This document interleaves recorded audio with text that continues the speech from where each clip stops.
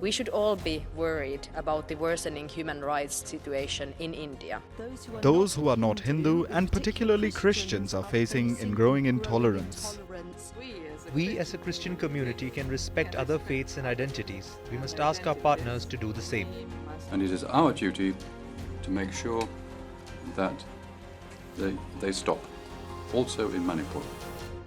The European Union is back in the news. Last week, they were lecturing India on human rights. They were debating the situation in Manipur. And look what they're doing now, hiring a bouncer. You heard that right. The European Union has hired a bouncer, the kind you see at clubs or bars. Just one difference, though. This bouncer is not a human being. It's an entire country. This one, Tunisia. It's a country in northern Africa. It's a jumping point for migrants traveling to Europe. This map should help you understand. If you take a boat from Tunisia to Italy, it's 600 kilometers. So migrants from Africa often gather in Tunisia, and from here, they cross over to Italy. But Europe wants to stop this migration. So what are they doing? On Sunday, 3 European leaders flew down to Tunisia. EU Chief Ursula von der Leyen, Italy's Prime Minister Giorgia Meloni, and the Dutch Prime Minister Mark Rutte. They held talks with the Tunisian president and signed a deal. Now, the EU is calling it a comprehensive strategic partnership, but let's call it what it is, a bouncer for hire. Tunisia has agreed to strengthen its borders, to basically stop migrants from leaving for Europe. And what do they get in return? Money, a lot of it. EU leaders have promised more than $1 billion in aid. The specifics are not out, but you get the idea of this transaction. Europe pays Tunisia to keep migrants out. They don't want to get their hands dirty. Mighty Europe cannot round up and deport helpless people. That would be a human rights violation. So instead, they're outsourcing the job. They're asking Tunisia to do it. On paper, Brussels has refuted this charge. The EU president says it's all about tackling smuggling. We need to crack down on criminal networks of smugglers and traffickers. They are exploiting human despair, and we have to break their reckless business model. So we will work with Tunisia on an anti-smuggling operational partnership. How noble of Europe. They're not keeping migrants out, they're just concerned for their safety. Let's not kid ourselves here.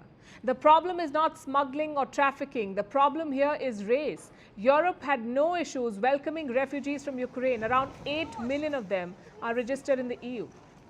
8 million in just 500 days.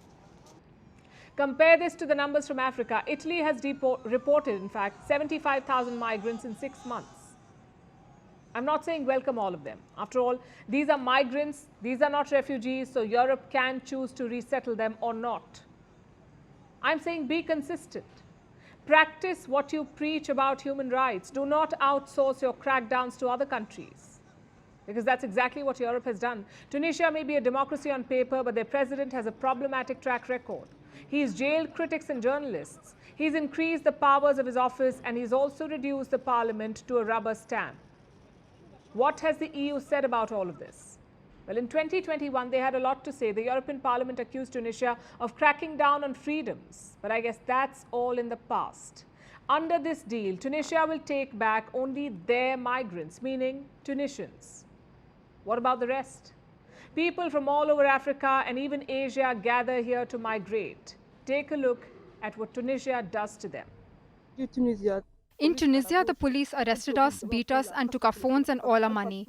They told us to go to Libya, and my people kept saying that Libya is very bad, but they left us without food and water.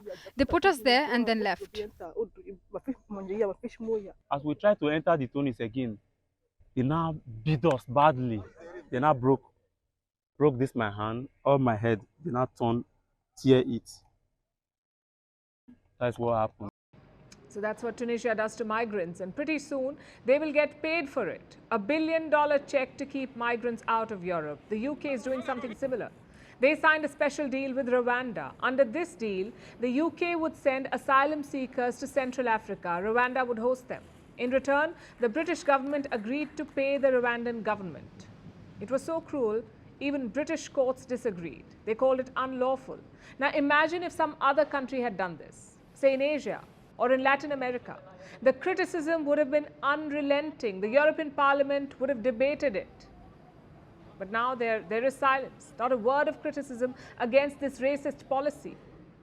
And that's what it is, racist.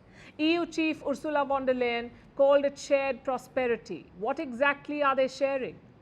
Most of Africa was colonized by Europe. Their plunder and persecution is partly responsible for Africa's troubles today. If anything, Europe should be paying reparations.